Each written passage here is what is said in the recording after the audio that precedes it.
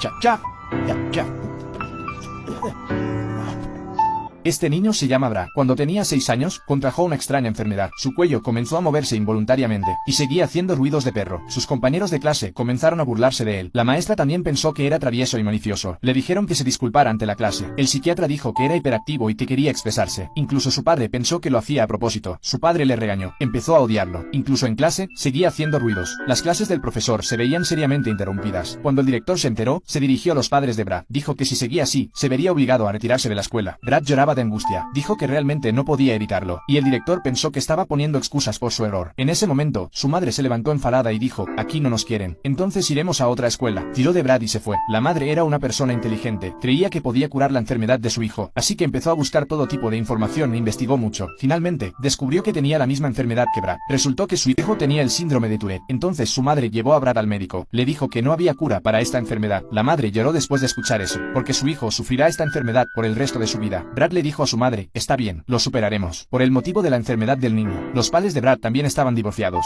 La madre era desafiante. Ella pensaba que siempre había una manera de curar a su hijo. Llevó a Brad a la iglesia. Estaba llena de gente con la misma enfermedad, pero la gente aquí era infeliz todos los días. La madre estaba tan impotente que tomó a su hijo y se fue. Y Brad le dijo a su madre que no iba a dejarse vencer por la enfermedad como los otros pacientes. Fue entonces cuando su madre encontró una nueva escuela para Brad. Sus nuevos compañeros se reían de él igual que sus antiguos compañeros. Ni siquiera los profesores le querían. Le dijeron que fuera a ver al director. Afortunadamente, el director era diferente a los demás. No solo no criticó a Brad, incluso lo invitó al concierto de la escuela. En el concierto, no paraba de moverse, y hacía ruidos extraños. En ese momento, el director le pidió que subiera al escenario por su nombre. Pensé que el director lo criticaría, pero le dio un giro. Este niño hizo un ruido extraño en el concierto. Fue nombrado en el escenario por el director en público. El director le preguntó por qué hizo eso. Brad dijo que tengo el síndrome del camello suizo. El cerebro me obliga a hacer ruidos extraños. Y el director le preguntó si podía controlarlo. Brad dijo que no, porque es una enfermedad. No tiene cura. Finalmente el director preguntó, ¿qué podemos hacer por ti? No quiero hacer ruidos raros, pero no puedo evitarlo. Solo quiero que me traten como a un igual. El director le dijo que volviera al trabajo. Fue entonces cuando volvió a hacer los ruidos extraños. Y no hubo más abucheos desde el escenario. Todos se levantaron y le aplaudieron. En ese momento dejó de ser discriminado. Así que el director utilizó esta forma. Cambió la opinión de la gente sobre él. Este fue el momento en que sintió el calor de la escuela. A partir de entonces tuvo un sueño, y era ser un buen profesor. En un abrir y cerrar de ojos, el pequeño Brad creció, se convirtió en un hombre guapo, y entró en una gran universidad con excelentes calificaciones, y consiguió una doble titulación. Consiguió una recomendación para unas buenas prácticas. Tenía muchos trabajos mejores para elegir, pero eligió ser un profesor normal y corriente, porque este es su sueño. Y así empezó la primera entrevista de su vida. Había superado los requisitos educativos, pero su condición médica era un obstáculo. Hacía ruidos extraños de vez en cuando. La escuela no quería un profesor así. Lo que siguió fue una serie de contratiempos para Brad. La primera vez fue rechazado. La segunda vez también fue rechazado, hasta que la tercera vez se derrumbó de verdad. Golpeó con fuerza el volante. Gritó en el coche. Aún así, no se rindió. Volvió a casa. Dibujó un mapa de todas las escuelas en las que no se había entrevistado. Preparó un currículum tras otro. Siguió entrevistando de nuevo. Creía que siempre habría una escuela que le aceptaría. Cuando una persona se esfuerza de verdad por conseguir su objetivo, no hay nada que pueda detenerlo. Realizó 300 entrevistas. Al final, sus esfuerzos no fueron en vano. Una escuela le aceptó. Le llamaron para una entrevista. El director le recibió con una sonrisa en la puerta. Hablaron durante mucho tiempo sobre esta entrevista. Fue la mejor entrevista que había tenido. Brad